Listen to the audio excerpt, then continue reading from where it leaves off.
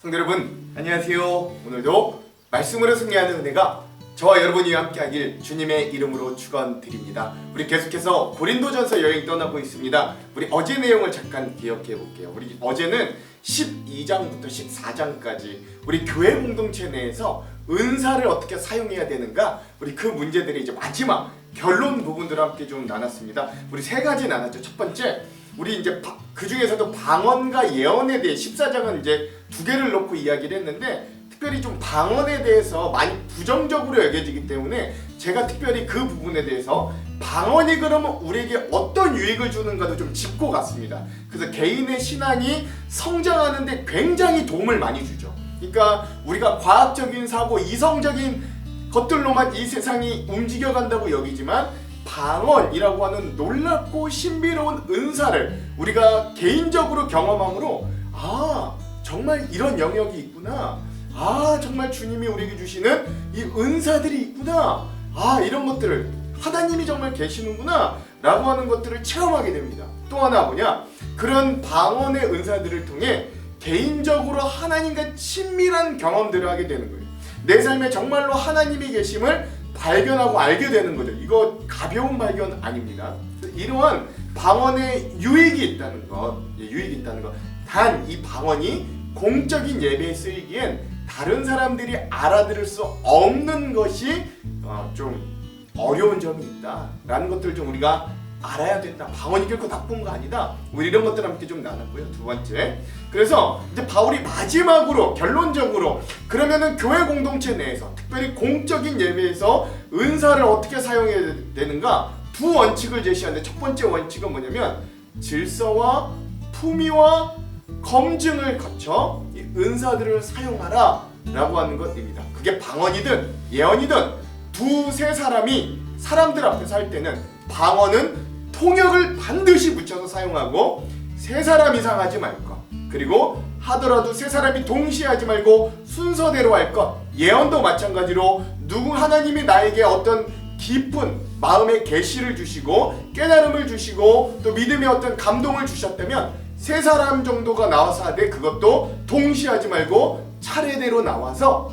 한 명 한 명 하고, 그 예언을 들은 회중들과 청중들은 그것이 정말로 성경의 기준에 옳은 것인가 아닌 것인가 검증하라 라고 하는 것. 즉 질서와 품위 그리고 검증을 거쳐서 이 은사들을 공예배에 사용할 것이라고 이야기합니다.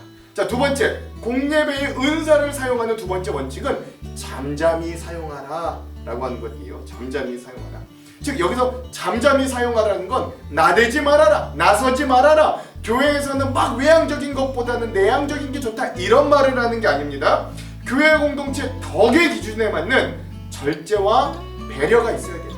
적극적으로 행동하되, 우리가 적극적으로 신앙생활에 긍정적으로 적극적으로 행동하되, 그러나 그 안에서도 상대를 향한, 교회 공동체 전체를 향한 절제와 배려가 수반되어야 한다. 이게 잠잠하라 라고 했던 거고, 특별히 우리 어제 말씀에는 여성들은 교회에서 잠잠하라, 너희들 다른 남자한테 물어보지 말고 궁금한 게 있으면 집에 가 남편에게 물어봐라 라고 했던 이야기가 어떤 배경에서 나왔는지도 여러 번 말씀드렸죠. 그래서 오해하지 마시고 다시 이게 정 궁금하신 분들은 어제 내용을 우리 보시면 함께 좀 아실 수 있을 겁니다. 자, 이렇게 우리 14장까지 우리 은사 문제들을 함께 좀 정리해 보았습니다. 자, 오늘 이 마지막 이 고린도 교회 성도들이 이 바울에게 전달했던 이제 질문에 대한 답변 마지막 시간인데, 우리 오늘은 고린도전서 15번째 시간입니다.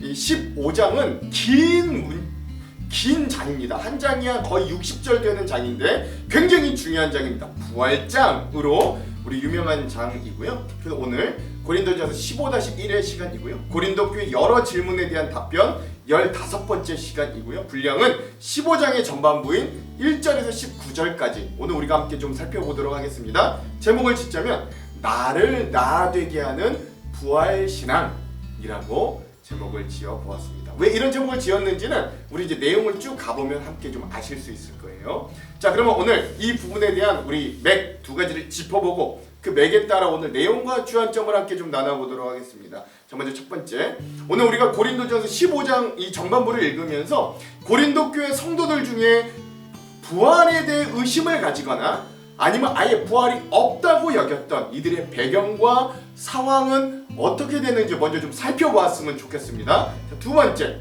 만약에 우리 기독교인들이, 그리스도인들이 부활신앙이 없다면 바울은 우리가 세상 사람들 가운데 가장 불쌍한 자다, 가장 불행한 자다 라고 말했는데, 이런 바울의 말씀의 진위가 무엇인가 한번 깊이 묵상해보는 그런 시간도 좀 되었으면 좋겠습니다. 자, 이런 두 가지 맥을 짚으면서 오늘 내용과 주안점 함께 좀 들어가 보도록 할게요. 자, 그럼 먼저 내용을 봅시다. 자, 오늘은 15장 전반부의 내용은 공적인 예배에 대한 문제와 권면 네 번째고요, 부활신앙에 대한 답변 첫 번째 시간입니다. 자, 먼저 바울은 예수님의 부활의 확실성에 대해 이렇게 자기의 간증을 더해, 자기의 경험을 더해 이렇게 이야기합니다. 성도 여러분, 내가 여러분에게 전한 복음에 대해 여러분에게 알려드리려고 합니다. 여러분이 받아 그 안에 굳게 선 복음 말입니다. 내가 여러분에게 전파한 말씀을 굳게 붙들고 헛되이 믿지 않으면 여러분은 이 복음으로 구원을 얻습니다. 내가 받은 가장 중요한 것을 여러분에게 전해 주었습니다. 그리스도께서 성경에 기록된 대로 우리 죄를 위해 죽으신 것과 장사 지낸 바 되었다가 성경에 기록된 대로 3일 만에 다시 살아나셨다는 것과 그리고는 베드로에게 나타나시고 그 후에 12제자에게 나타나시고 그 후에 한 번에 500명이 넘는 사람들에게도 나타나셨다는 사실입니다. 그 사람들 중에는 이미 죽은 사람들도 있지만 대부분은 아직도 살아 있습니다. 그 후에 야고보에게, 그 다음 모든 사도들에게 나타나시고 맨 마지막에 조사나와 같은 나에게도 나타나셨습니다 라고 하는 것이죠. 여러분에게 전한 복음, 그 복음의 핵심이 뭐예요? 예수님이 십자가에 달려 죽으셨다가 3일 만에 부활하셨다 라고 하는 이 복음의 사실을 여러분들에게 내가 전했다라는 거예요. 그리고 심지어 나는 그 부활하신 주님을 맨 마지막에 만났다. 12사도와 500여 성도들과 지금 예루살렘 교회의 평신도 수장인 예수님의 형제 야고보 장로와 그리고 마지막 팔싹둥이 같은 조사나와 같은 나, 사도들 중에서도 맨 꼴찌, 맨 부족한 그런 사도 같은, 맨 꼴찌 사도 같은 나에게도 그 부활하신 주님은 직접 나타나 나를 만나주시고 믿게 해주셨습니다 라고 고백하는 거죠. 즉 우리 그리스도인 기독교 신앙의 핵심은 예수님이 부활하셨다라는 데 있다 라고 선포하는 것입니다. 즉 예수님 부활의 확실성을 이야기하는 거죠. 더 깊은 내용들은 우리 주안점에서 함께 좀 나눠보도록 할게요. 그래서 바울은 자기 고백을 이렇게 하는 거예요. 내가 나 되게 하는 건 이 부활신앙 때문이다. 즉 다른 말로 더 넓게 보자면 성도 되게 하는 게 바로 이 부활신앙이다 라고 고백하는 거죠. 내용이 이렇습니다. 나는 모든 사도들 중에서 가장 작은 사람입니다. 나는 과거에 하나님의 교회를 핍박했던 사람이기 때문에 사도라고 불릴 자격이 없습니다. 그러나 지금의 나는 하나님의 은혜로 된 것이므로 내게 베푸신 그분의 은혜가 헛되지 않습니다. 나는 다른 사도들보다 더 열심히 일하였습니다. 그러나 그 일은 내가 한 것이 아니라 나와 함께 하시는 하나님의 은혜로 한 것이었습니다. 내가 되었든지 아니면 그 사람들이 되었든지 간에 우리가 전파한 복음은 이런 내용이고 여러분은 이것을 믿었습니다 라고 하는 것이죠. 나는 원래 그럴 자격이 없어. 나는 이렇게 사도라고 불릴 자격이 없었고 나는 예전에는 원래 그리스도인들 교회를 박해하던 사람이었습니다. 그러나 지금 내가 이렇게 그 예수, 부활한 예수를 전할 수 있는 내가 된 것, 진정한 나의 모습을 찾을 수 있었던 건 주님이 부활하심을 경험하고 연합하고 믿었기에 내가 정말로 나 될 수 있었습니다. 그리스도인이 정말로 부활신앙을 통해 그리스도인 될 수 있고 성도가 정말로 부활신앙을 통해 성도 될 수 있습니다 라고 고백하는 것입니다. 자격 없어도, 그럴 수 있는 힘이 없어도, 지혜 없어도, 어떤 조건 없어도 그 부활신앙을 받아들이면 참으로 내가 나 될 수 있다. 그리스도인이 그리스도인 될 수 있다 라고 고백하는 거죠. 이것도 우리 주안점에서 더 깊은 의미들을 나눠볼게요. 그리고 마지막에 바울은 성도의 부활의 확실성에 대해서 우리 좀 약간 역설적인 표현들, 만약에 부활이 없다면, 만약에 부활이 사실이 아니라면 이라는 가정을 통해 성도들의 부활도 확실하다라는 걸 이렇게 좀 증명하는 거예요. 그리스도께서 죽은 자들 가운데서 다시 살아나셨다고 우리가 전파하는데, 여러분 중에서 죽은 자들의 부활이 없다고 말하는 사람이 있는 것은 어찌 된 일입니까? 죽은 자들의 부활이 없다면 그리스도께서도 다시 살아나지 못하셨을 것입니다. 그리고 그리스도께서 다시 살아나지 못하셨다면 우리가 전파한 복음도 헛되며 여러분의 믿음도 헛될 것입니다. 그뿐만이 아닙니다. 우리는 하나님께서 그리스도를 다시 살리셨다고 그분에 대해 증언했으니 하나님에 대해 거짓 증언하는 사람들로 우리가 판명될 겁니다. 죽은 자들이 다시 살아나지 못한다면 하나님께서 그리스도를 다시 살리지 않았을 겁니다. 참으로 죽은 자들이 다시 살아나는 일이 없다면 그리스도께서도 다시 살아나지 못했을 겁니다. 그리고 그리스도께서 살아나지 않으셨다면 믿음은 공허한 것이 될 뿐더러 여러분은 여전히 죄 가운데 있을 겁니다. 그렇게 되면 그리스도를 믿다가 죽은 사람들도 멸망했을 것입니다. 우리가 그리스도 안에서 소망하는 것이 이 세상의 삶에 그친다면 우리는 이 세상의 어느 누구보다도 불쌍한 사람들일 것입니다. 나가는 거죠. 그러니까 만약 부활이 없다면 우리가 믿는 믿음도 헛것이다. 지금 죽은 자들도 소망이 없어지는 거예요. 그렇죠?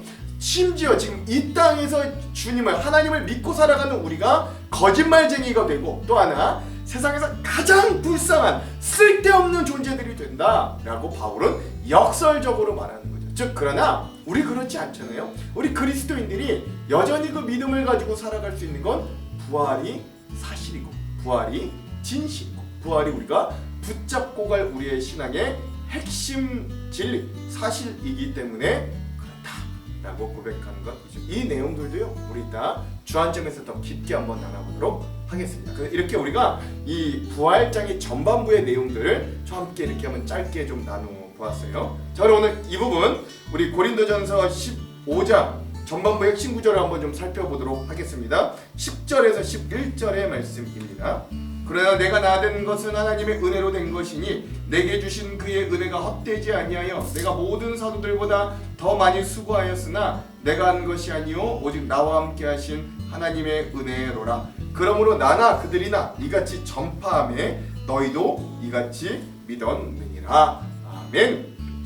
그래서 나를 나되게 하는 이 부활신앙, 오늘 우리 그리스도인들이 그리스도인 되게 하는 부활신앙, 오늘 우리 성도가 성도 되게 하는 이 부활신앙을 우리가 함께 좀 소유하기를 원한다. 우리 이런 바울의 고백을 오늘 말씀의 핵심 구절로 함께 좀 나눠보았습니다. 자, 그럼 오늘 이 부분에 대한 주안점 세 가지를 함께 나누고 오늘 말씀을 한번 읽어볼게요. 먼저 첫 번째, 자, 우리 앞전에 보았던 고린도전서 13장이 사랑장으로 불렸다면 오늘부터 우리가 읽을 이 고린도전서 15장의 말씀은 부활장이라고 불릴 만큼 이 부활에 관한 놀라운 진리를 우리들에게 설명해 주는 부분 말씀입니다. 중요한 건 이 부활장의 핵심 주제는 예수 그리스도의 부활을 이미 믿고 고백하는 성도들이 어떠한 고백과 삶을 살아야 하는가, 그들이 그 부활신앙을 가지고 어떤 삶의 방향으로 나아가야 하는가에 초점이 있다는 거예요. 특별히 바울이 고린도 교회 성도들에게 교리적인 문제에 대해 마지막 대답으로, 그러니까 이제 쭉 여자들 머리에 너울 써야 되냐 말아야 되냐, 성찬은 어떻게 해야 되냐, 은사는 어떻게 해야 되냐, 우상에게 바친 고기는 먹어야 되냐 말아야 되냐, 이런 교리의 문제에 대해 답해 주다가 맨 마지막 대답으로 부활의 문제를 택한 것은 그만큼 올바른 부활신앙이 우리 그리스도인의 삶과 신앙에 엄청난 영향력과 방향을 좌지우지하는 가장 중요한 문제이기 때문에 그래요. 이 당시 고린도 교회에는 헬라 철학의 한 중간에 놓여진 이 교회가 고린도 교회라고 할 수 있는 거죠. 헬라 철학 사상은 기본적으로 여러분 이원론의 기본을 두고 있습니다. 하늘이 있다면 땅이 있는 거예요. 그렇죠? 선한 것이 있으면 악한 것이 있는 거예요. 뭐 이런 이원론 두 개로 딱 나눠진다라는 거죠. 즉 이원론은 영혼과 육체를 대입해 보자면 헬라 철학에서 이렇게 정리됩니다. 두 가지로 나누면 영혼은 선하고 구원에 이를 수 있는 길이 될 수 있지만 육체는 악하고 결코 구원에 이를 수 없다고 여겨지는 거예요. 그러므로 헬라 철학 속에 사는 사람들은 보통 그들이 기독교 신앙을 가지고 있지 않아도 영혼의 불멸성은 기본적으로 인정했다고 합니다. 헬라 철학이 그렇대요. 그러나 반면 더럽고 추악한 육체는 결코 부활할 수 없다. 그건 영원히 불멸할 수는 없다라고 여겼던 거예요. 그건 이제 이 땅에서만 쓰고 사라지고 말 거다라고 하는 거죠. 이런 헬라 철학의 영향으로 말미암아 고린도 교회 일부 성도들 사이에서는 우리 몸의 부활이 없다고 주장하던가 아니면 부활을 하더라도 어떻게 다시 살며 어떤 몸으로 올 것인가 라는 두 가지 질문이 야기되었다라는 것입니다. 그러나 부활신앙이야말로 우리 기독교 복음의 초석이라고 할 수 있고 부활에 대한 올바른 지식과 확실한 믿음을 가지지 않고는 누구도 우리 기독교 신앙을 정립할 수 없다라고 할 수 있죠. 그래서 이 바울은 이 고린도 교회 성도들에게 올바른 신앙 가운데로 인도하기 위해 이 부활에 대해 매우 체계적이고 상세한 설명을 이 15장에 한 60절이나 되는 긴 글로 제시하고 있는 거예요. 그러므로 헬라 철학에 근거한 이원론이라든가 그로 인한 영지주의 같은 거짓 복음과 거짓 선지자들에 의해 부활에 대한 잘못된 이해를 가지고 있던 이 고린도 교회 성도들을 위해 바울은 이렇게 운을 떼면서 부활에 대한 이야기를 시작합니다. 1절에서 2절. 형제들아 내가 너희에게 전한 복음을 너희에게 알게 하노니 이는 너희가 받은 것이요 또 그 가운데 산 것이라. 너희가 만일 내가 전한 그 말을 굳게 지키고 헛되이 믿지 아니하였으면 그로 말미암아 구원을 받으리라. 아멘. 이 당시에 거짓 교사들은 복음을 왜곡하고 있었고 고린도 교인들 중에 일부는 죽은 자들의 부활이 없다고 믿는 자들도 있었다고 합니다.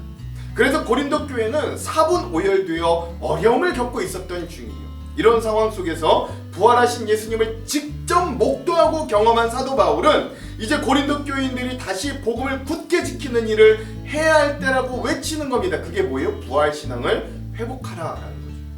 그 이후 바울은 3절에서 8절까지 예수님께서 죄인된 인류를 위해 죽으시고 장사되었다가 3일 만에 부활하게 된 것을 설명하고 그것을 많은 증인들, 즉 게바인 베드로, 12제자, 500여 형제, 그쵸? 그리고 초대교회 평신도 수장이었던 예수님의 형제 야고보에게 나타나 보이셨고 그 이후에 맨 마지막 만삭이 되지 못하여 난 자 같은 팔싹동이 같은 자기 자신, 이 바울 자기에게도 나타나 예수님이 부활하신 사실을 보이셨다고 증언하는 거예요. 뭐 다른 말씀보다도 맨 마지막에 있는 8절에 바울 스스로의 고백만 한번 제가 읽어볼게요. 8절. 맨 나중에 만삭되지 못하여 난 자 같은 내게도 보이셨느니라. 아멘. 그렇죠. 즉 바울에게도 예수님의 부활은 실제적으로 경험하고 만난 실제 사건이 되었습니다. 이렇게 바울은 자신이 눈으로 보고 귀로 듣고 영으로 받은 것을 고린도 교회 성도들에게 그대로 전달했던 거예요. 적어도 그것이 12제자와 500여 성도와 그의 수많은 사람들에게 보여지고 나타난 실제적인 증거였기 때문에 바울은 이렇게 예수님의 부활에 대해 선언할 수 있던 거죠. 나만 봤다면 또 문제가 되지만 증인들이 많았다는 거예요. 이렇게 예수 그리스도의 대속적인 죽음과 부활이 바로 복음 그 자체다라고 할 수 있습니다. 예수님은 본인의 죽음을 극복하심을 넘어 세상의 강력한 힘이 예수님을 굴복시키고 죽였던 그 모든 강력, 즉 죽임마저도 극복하시고 승리하셨습니다. 자기의 죽음도 극복하셨지만 죽임의 세력도 극복하셨다는 거예요. 그리고 예수님도 구멍난 손과 발, 그 옆구리의 창자국이 그대로 있는 그 몸 그대로 부활하셨어요. 그렇게 부활의 승리를 보여주시며 죄에서 우리를 구원하시기 위해 예수 그리스도께서 행하시는 사역이 복음이고 그 핵심에는 우리 때문에 희생당하신 십자가의 죽음과 영광스러운 부활이 있었던 것입니다. 이것이 그래서 우리 신앙의 놀라운 핵심이고 중심이 그래서 우리 그리스도인들에게는 이런 놀라운 부활의 소망과 승리가 보장되었다라고 할 수 있는 거죠. 이게 바로 우리 신앙의 놀라운 핵심이고 중심이 됩니다. 지금 우리들의 세상살이는 녹록지 않고 참 쉽지 않습니다. 현실이 그래요. 날마다 세상의 도전을 넘어서기도 쉽지 않고 사단의 유혹과 시험을 이겨내기도 쉽지 않습니다. 그래서 우리들은 십자가에서 흘러나오는 하나님의 사랑과 은혜를 날마다 공급받아야만 제대로 신앙생활하며 살 수 있어요. 우리도 주님과 같이 다시금 살리라. 주님의 부활에 동참하여 우리도 죽음과 죽임을 넘어서 승리하라는 고백이 그제서 우리에게도 소유되는 것입니다. 그러므로 우리 이런 부활의 은혜와 소망이 없이는 단 하루도 제대로 된 성도로서 신앙인으로서 제대로 살 수 없습니다. 오직 부활하신 예수님만이 우리들의 진정한 위로와 피난처가 되어주시기 때문이죠. 이런 부활신앙이 여전히 살아 움직이며 강력히 영향을 받을 수 있는 저와 여러분들의 삶이 되기를 먼저 강력히 간절히 축원드립니다. 두 번째, 중요한 사실은 그런 부활의 능력은 그저 죽은 자가 다시금 살아나 영원한 생명을 이루게 될 것이라는 데 그치지 않고 우리가 이 땅을 살아가면서 우리 스스로가 어떠한 존재인가, 그리고 우리는 어떤 정체성을 가지고 살아가야 하는가도 깨닫게 해주는, 부활신앙이 그것을 깨닫게 해주는 놀라운 은혜가 되더라는 사실이에요. 우리 바울의 고백은 다음과 같이 이어져요. 9절에서 11절. 나는 사도 중에 가장 작은 자라. 나는 하나님의 교회를 박해하였으므로 사도라 칭함받기를 감당하지 못할 자니라. 그러나 내가 나된 것은 하나님의 은혜로 된 것이니 내게 주신 그의 은혜가 헛되지 아니하여 내가 모든 사도보다 더 많이 수고하였으나 내가 한 것이 아니요 오직 나와 함께 하신 하나님의 은혜로라. 그러므로 나나 그들이나 이같이 전파하매 너희도 이같이 믿었느니라. 아멘. 내가 나되게 하는 은혜가 이 놀라운 부활신앙 가운데 숨겨져 있습니다. 왜 이 부활신앙이 나를 진정 나답게 만들 수 있을까요? 바울은 부활하신 예수님을 만나 회심하기 전에는 열광적인 바리새인의 삶을 살았던 자입니다. 그는 자신이 어떤 자라는 사실을 몰랐기 때문에 세상이 나에게 알려주는 대로 많은 그리스도인들을 핍박하고 옥에 가두었으며 교회와 예수님의 원수처럼 살았던 자였어요. 그게 그때는 그가 내가 나댔다고 여겼던 모습입니다. 그러나 그 당시 바울이 내가 나댄 삶이라고 여겼던 삶이 그런 것이었지만, 그러나 이제 바울은 부활의 엄청난 은혜에 대해 고린도 교인들에게 고백합니다. 바울은 자신을 가리켜 사도 중에 가장 작은 자라고 칭합니다. 이것이 자신이 부활하신 주님을 만나고 얼마나 큰 죄에서 자기가 구원을 받았는지 분명하게 인식하고 있었기 때문에 나올 수 있는 고백이었던 거죠. 그는 자신이 사도라 칭함을 받기에 감당치 못할 자임을 분명히 알고 있었고 오직 하나님의 은혜로 그런 특권과 책임을 맡을 수 있었다고 고백하게 되는 것. 이렇게 바울은 부활하신 주님을 만남으로 내가 자신이 어떤 존재인지를 정확히 알고 어떤 방향으로 인생을 살아야 할지를 명확하게 알 수 있었습니다. 오늘 우리도 마찬가지이죠. 우리는 흔히들 나를 가장 내가 잘 안다고 이야기하고 생각하지만 그 생각이야말로 가장 큰 오류이고 인생의 가장 큰 함정 중에 하나입니다. 그 누구도 자기 자신을 잘 아는 사람은 없어요. 누구도 자신이 왜 남자로 또는 여자로 태어날 수밖에 없었는지 아는 사람이 없습니다. 내가 선택하지 못했어요. 난데도. 자신을 가장 잘 알려주는 이름조차 자신이 지어서 불려질 수 없는 존재가 바로 나라는 존재입니다. 내가 선택한 가정이 아니라 내가 원하던 원치 않던 나의 부모를 만나게 되었고 나의 국가, 나의 생활환경, 나의 외모, 지식, 나의 능력 등 모두가 나에게 그냥 주어진 거지 내가 원해서 선택해서 계획했던 것이 하나도 없는 게 바로 오늘 나라는 존재인 거죠. 그러기에 오늘 우리는 기원을 모르니 당연히 그 심연 깊은 나를 온전히 내가 나를 이해할 수 없습니다. 우리 존재가 그래요. 그러나 오늘 나를 가장 잘 이해할 수 있는 방법이 딱 하나 있는데 그건 바로 나를 만드신 하나님을 만나고 그분을 아는 것입니다.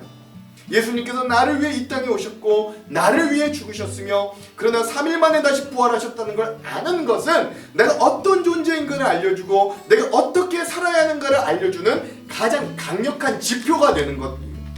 부활신앙을 받아들이고 나니 이 보잘것없어 보이는 내가, 잘난 것이 하나도 없는 내가 누군가 자신의 목숨을 다하여 값을 치른 존재였다라는 걸 알게 됩니다.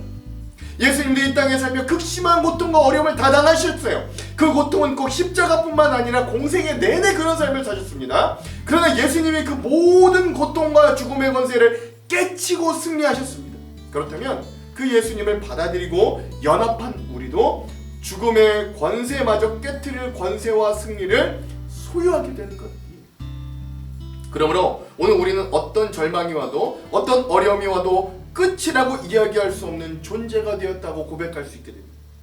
그러므로 내가 모든 사도보다 더 많이 수고하였으나 그건 내가 한 게 아니다 라고 고백한 바울의 고백은 겸손을 가장한 바울의 자랑이 아니라 진정 오늘 부활하신 예수님을 믿고 받아들였더니 몰랐던 내 인생의 능력, 몰랐던 나의 존재의 이유를 깨닫고 그 이유는 진정 나대로 살아갈 수 있었음을 고백하는 바울의 친솔한 이야기였던 거죠.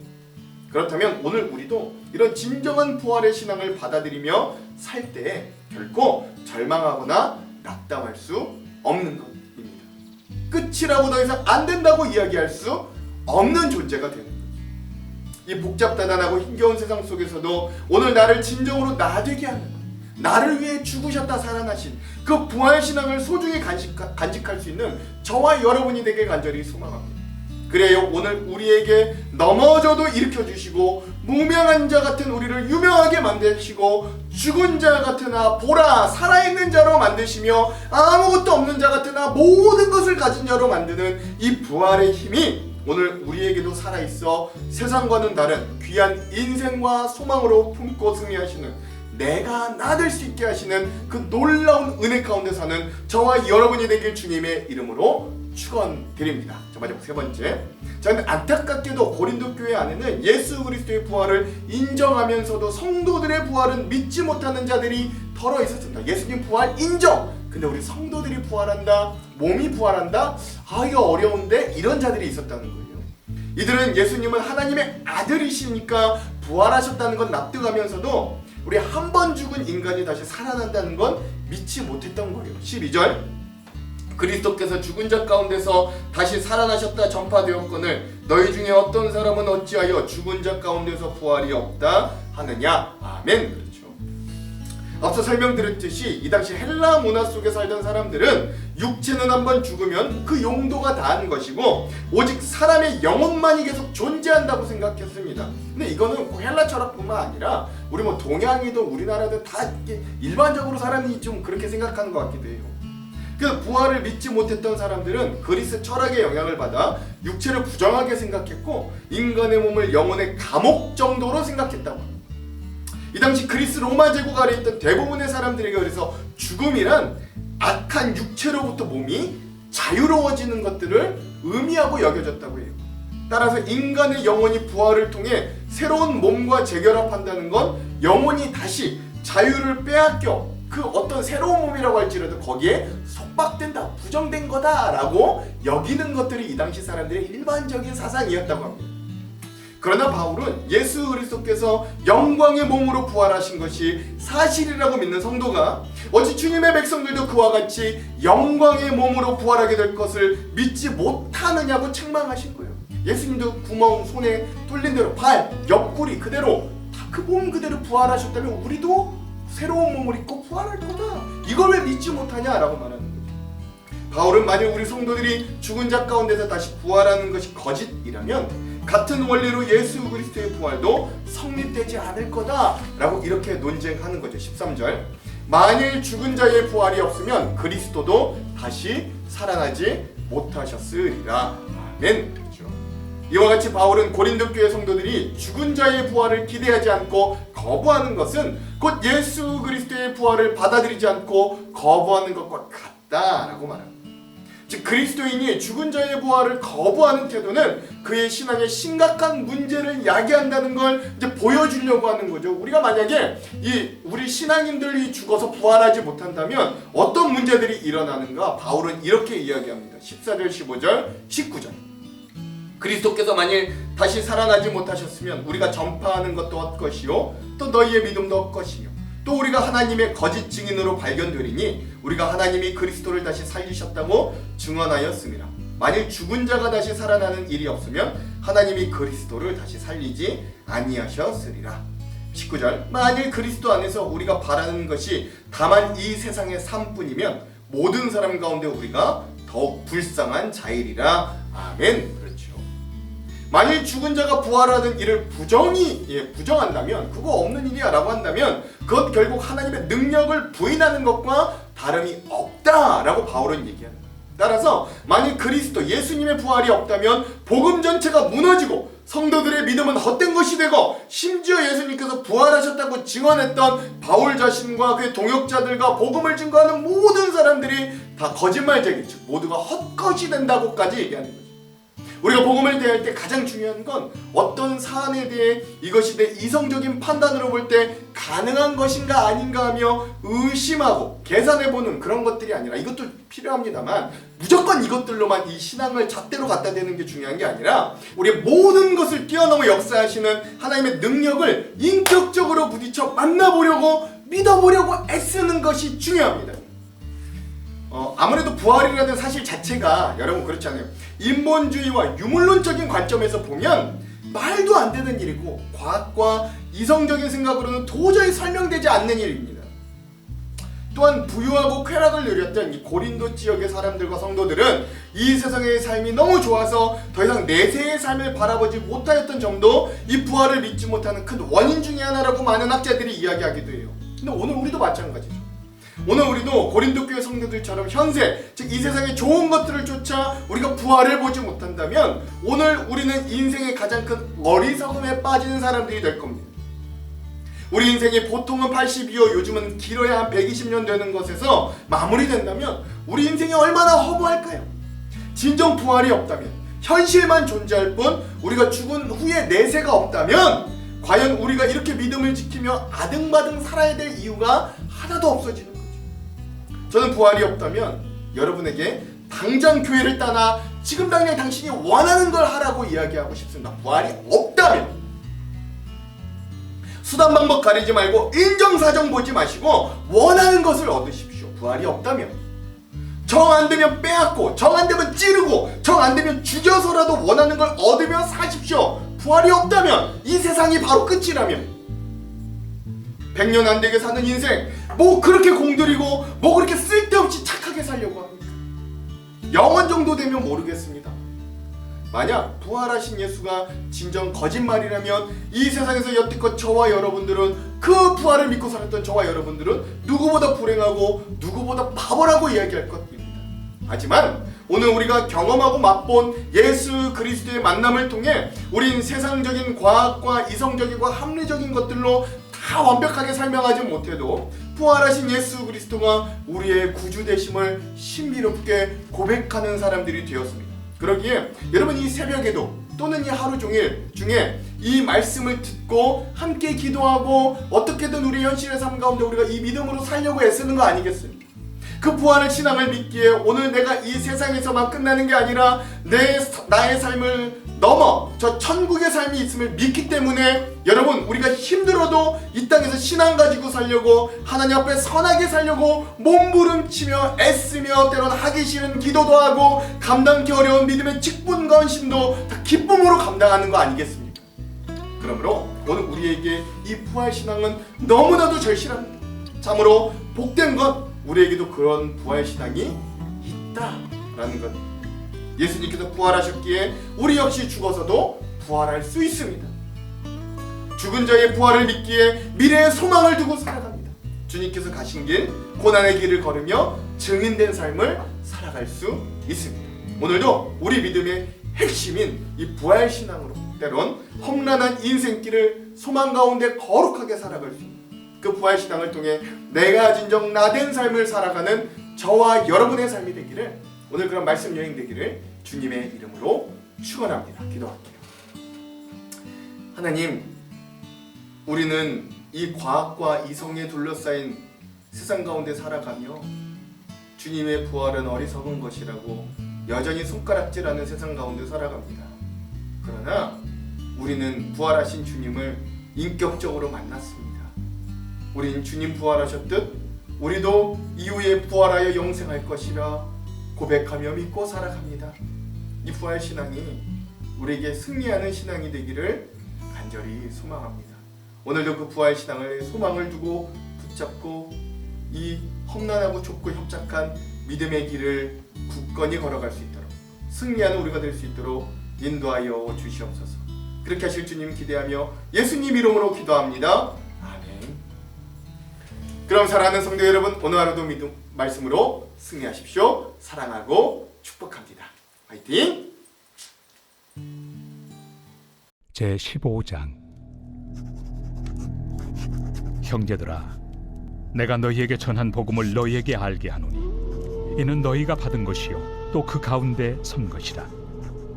너희가 만일 내가 전한 그 말을 굳게 지키고 헛되이 믿지 아니하였으면 그로 말미암아 구원을 받으리라.